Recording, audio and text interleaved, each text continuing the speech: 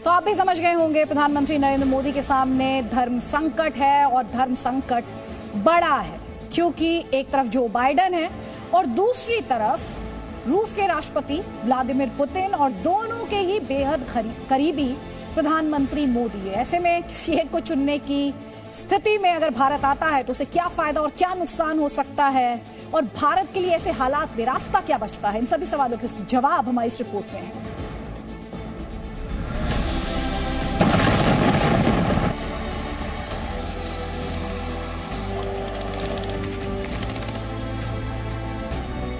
Ukraine और रूस का विवाद अब सिर्फ दो देशों के बीच का विवाद नहीं रह गया। ये विवाद अब दुनिया को दो खेमों में बांटता नजर आ रहा है।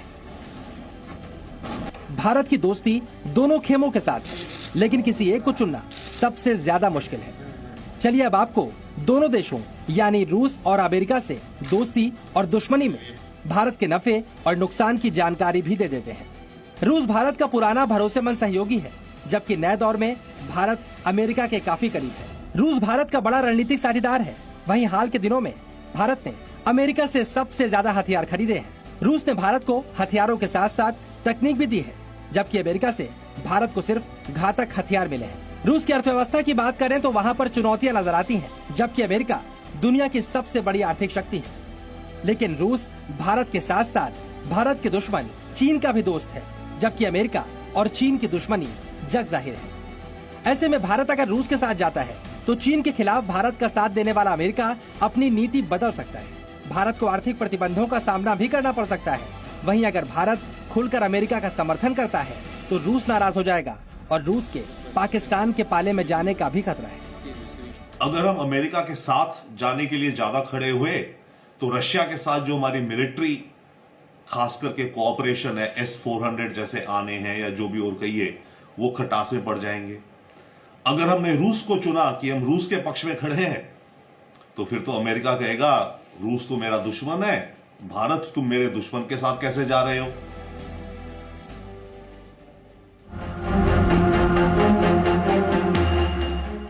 तो प्रधानमंत्री नरेंद्र मोदी धर्म संकट पर सोच समझकर ही फैसला करेंगे, लेकिन इस वक्त सबसे बड़ी मुसीबत तो यूक्रेन के सामने खड़ी है, जिसे रूस की सेनाओं से तीनों तरफ से एक तरीके से कहिए कॉर्नर किया हुआ है, घेर रखा है।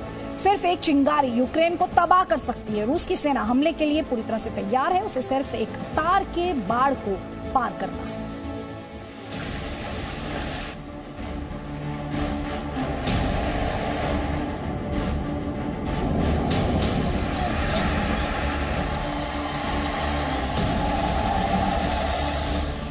जहां पारा माइनस से नीचे हो, जहां ठंड जमाने पर उतारू हो, वहां रूस की सेना का ऐसा युद्धाभ्यास बताने के लिए काफी है कि यूक्रेन को लेकर उसके इरादे कितने खतरनाक हैं। रूस लगातार अपनी सेना और आर्टिलरी को यूक्रेन बॉर्डर पर बढ़ा रहा है, और अब रूस की सेना ने टैंक की लड़ाई का अभ्यास किया है। भीषण बर्फबारी और कड़ाके की ठंड के बीच रूस के टैंक बेहद तेजी से अपने लक्ष्य की तरफ बढ़ते हैं, पोजीशन लेते हैं,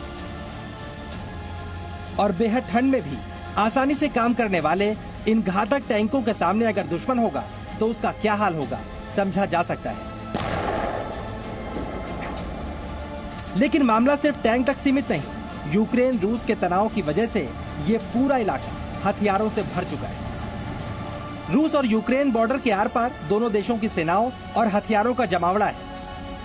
इसके अलावा नाटो देश भी इस इलाके में अपने सैनिक और युद्धपोत भेज रहे हैं।